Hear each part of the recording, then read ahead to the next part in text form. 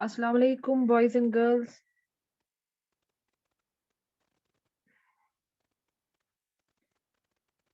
Can you hear me? वालेकुम अस्सलाम ma'am. Okay, आपको आवाज आ रही है clear? Yes, ma'am. Okay, good. आप में से रेगुलर क्लास कौन देता था?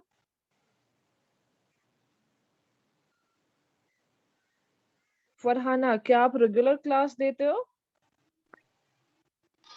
मैम इस सैटरडे और फ्राइडे में दिया था मैंने क्लास। Okay. आपकी ये बेसिकली इंग्लिश क्लास है, तो कुछ दिनों तक ये इंग्लिश क्लास आपको मैं ही लूंगी, ठीक है? तो आप मुझे बोलिए, आपने अभी तक इंग्लिश क्लास में कितना पढ़ा है? क्या-क्या पढ़ा है? हम अभी तक ग्रामर पढ़ रहे थे। आपने अभी टेक्स्ट बुक नहीं उठाई है? No ma'am. Okay, fine. Are you sure? Yes ma'am. Sadia, आप अपनी माइक ऑन कीजिए। Yes ma'am. अभी तक टेक्स्ट बुक ये टच नहीं हुई है क्या? नो मैम, हम ग्रामर पढ़ रहे थे ना। Okay okay fine. तो आज जो मैं स्टार्ट करूंगी आपका, वो इंग्लिश में तो 3 पार्ट्स होते हैं, एक तो प्रोज, पोम और प्ले, राइट? या शॉर्ट स्टोरीज भी होता है उसमें। तो आपके सिलेबस के हिसाब से आपके जो प्रोज है उसमें आपको 2 चैप्टर्स है, एंड जो पोम है उसमें आपके 3 चैप्टर्स है, और उसमें एक प्ले है जो 1 चैप्टर है, ठीक है? तो ये टोटल में हो जाते हैं 6 चैप्टर्स। और आपका जो ग्रामर है वो तो आप लोगों ने पढ़ा ही है, उसमें मॉडल्स है, प्रीपोजिशन, कंजक्शन एंड क्लॉज है उसमें, ठीक है? तो आज जो हम स्टार्ट करेंगे वो हम स्टार्ट करेंगे पोम से, ठीक है? उसमें 3 पोम्स आता है, एक तो है wrinkles, meeting points and star speak to man, ठीक है? सबको मेरी आवाज आ रही है? Yes ma'am. Yes ma'am. Okay okay. तो हम स्टार्ट कर यस मैम। तसद्दुक माइक अपनी बंद कीजिए, शाहान माइक अपनी बंद कीजिए, माइक कोई भी ऑन नहीं रखेगा। आप सारे अपने वीडियोस ऑन रखें, और गर्ल्स के लिए इंस्ट्रक्शन है, वो जो उनका व्हील होता है ना वो पहनेंगे, ठीक है? और सारे के सारे अपने जो वीडियो है ना वो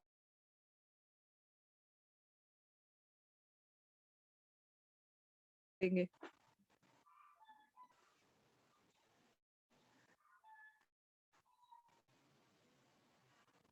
मैं फिर से रिपीट करती हूँ, गर्ल्स के लिए इंस्ट्रक्शन है वो व्हील को यूज करें, एंड उसके बाद अपना वीडियो ऑन करें, एंड वॉइस कर सकते हैं वीडियो ऑन। आसिफ है, हाइदर है, शाहान, तसद्दुक, आप सारे के सारे अपने वीडियो ऑन कीजिए, जल्दी करें।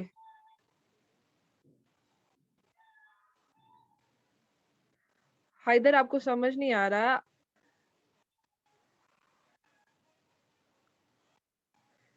अगर किसी को कोई पर्सनल प्रॉब्लम है तो वो चैट पर्सनल करे,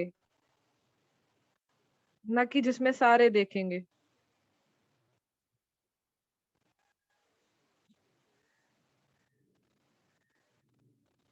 Asif, Asif, did you hear me?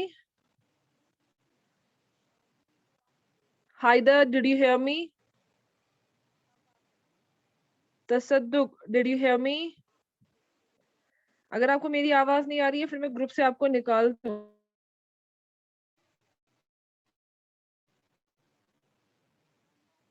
Okay Sadia मजीद,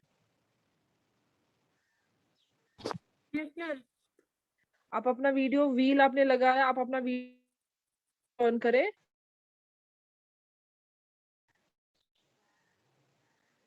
चलिए मैं एक चीज आपको बोलती हूँ, मैं भी शायद आज आप लोग ये नहीं रेडी नहीं हो चीज के लिए, कल से जब भी मेरी क्लास होगी तो हर कोई बच्चा अपना वीडियो ऑन करेगा, ठीक है। बॉयज के लिए इंस्ट्रक्शन है वो स्कूल की शर्ट एंड टाई लगाए, गर्ल्स के लिए इंस्ट्रक्शन है हिजाब प्लस व्हील वो लगाए, ठीक है।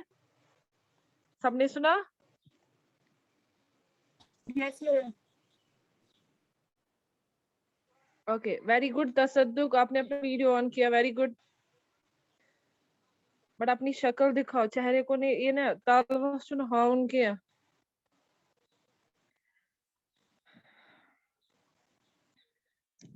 चलिए हम हमारा जो हमारा आज का लेक्चर है वो हम स्टार्ट करते हैं, ठीक है। आवाज सबको आ रही है? किसी को कोई प्रॉब्लम तो नहीं है? किसी को कोई प्रॉब्लम तो नहीं है?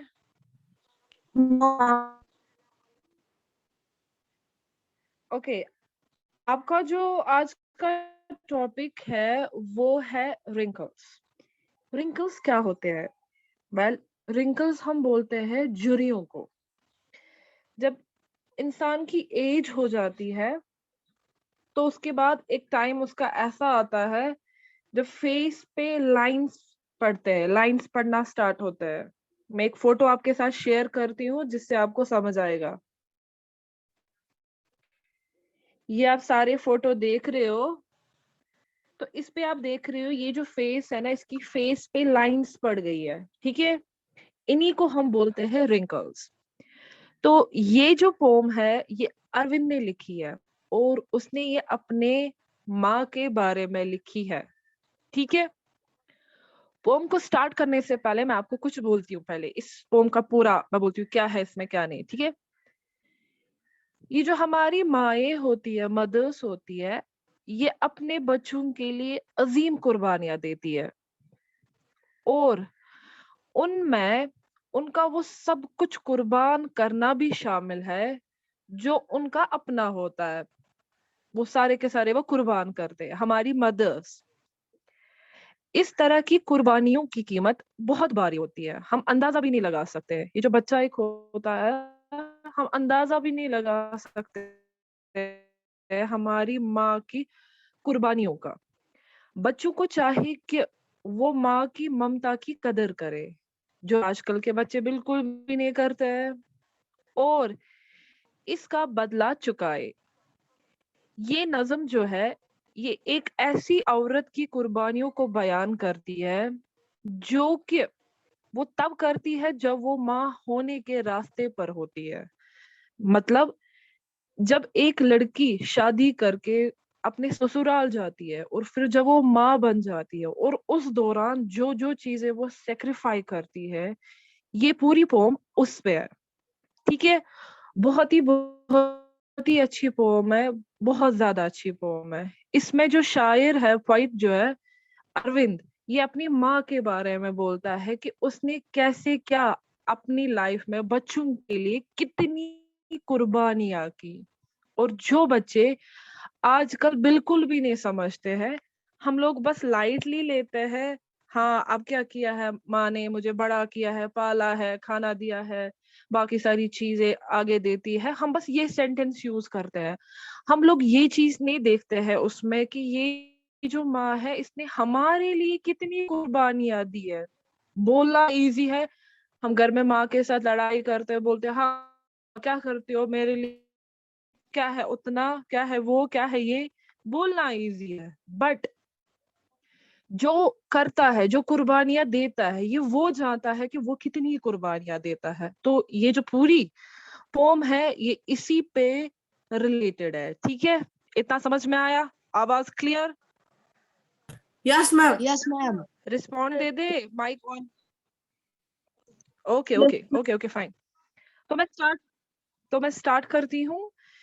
मैं 2 दिन इसके लिए लेती हूँ, इस फॉर्म के लिए। आज मैं पूरा इसका जो लाइन बाय लाइन आपको मीनिंग बोलती हूँ, कल मैं समरी के बेस पे आपको मीनिंग बोलूंगी, और साथ ही साथ हम उसके टेक्सचुअल क्वेश्चंस भी करेंगे, ठीक है।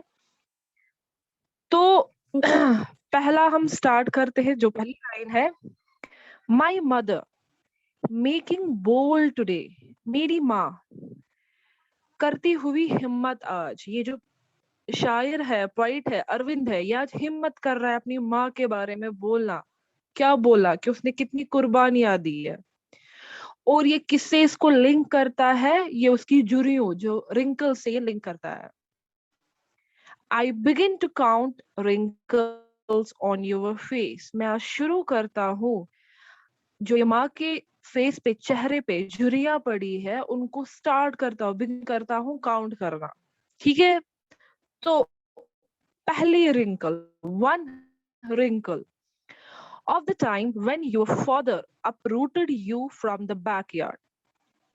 पहली जो झुर्री उसके फेस पे पड़ती है, एक माँ के फेस पे जो पड़ती है, वो उस वक्त पड़ती है जब उस काल के दूसरे के घर में ले जाता है, अपने आंगन से निकाल के दूसरे के आंगन में ले जाता है और वहीं पे अपरूट करता है। यहाँ पे आप अंडरलाइन करेंगे, यहाँ पे एक फ्रेज है, फ्रॉम द बैकयार्ड। ये एक फ्रेज है, इसका मतलब ये है कि अपने पेरेंट के घर से निकाल के ये इसको कहाँ ले जाता है? बैकयार्ड, फ्रॉम द बैकयार्ड, मतलब कि अपने पेरेंट के घर से, ये वो मतलब है। ठीक है, ये नहीं है आंगन का पिछला हिस्सा, ये वो नहीं है। ये यहाँ पे मीनिंग रखता है कि अपने द हाउस ऑफ पोइट की माँ है, वो जब अपने पेरेंट के घर से निकली, और कौन उसको निकालता है? उसको अपना फादर निकालता है। कैसे निकालता है? शादी करके निकालता है। तो अपने घर से निकल के वो दूसरे के घर में आती है, तो पहली झुर्री वहीं पे उसके फेस में आती है। बोला इजी है एक घर से दूसरा जाना, लेकिन जब एक लड़की के लिए एक घर से दूसरा घर जाना है, तब वही समझ सकती है कि इसके लिए वो कितनी सारी कुर्बानियां देती है। पहली कुर्बानी है, अपने घर को छोड़ती है, अपने पेरेंट्स को छोड़ती है, अपने भाई बहनों को छोड़ती है, और घर में उसका क्या रहन सहन होता है वो सारा कुछ छोड़ के दूसरे के घर में जाती है। तो पहली झुर्री उसको वहीं पे आ जाती है। और जब दूसरे के घर में जाती है, to plant you in the courtyard of others, ताकि वो दूसरे के घर में वो सारी चीजें करे जिससे वो घर आबाद हो जाए। यहाँ पे ये मतलब नहीं है टू प्लांट यू का मतलब कि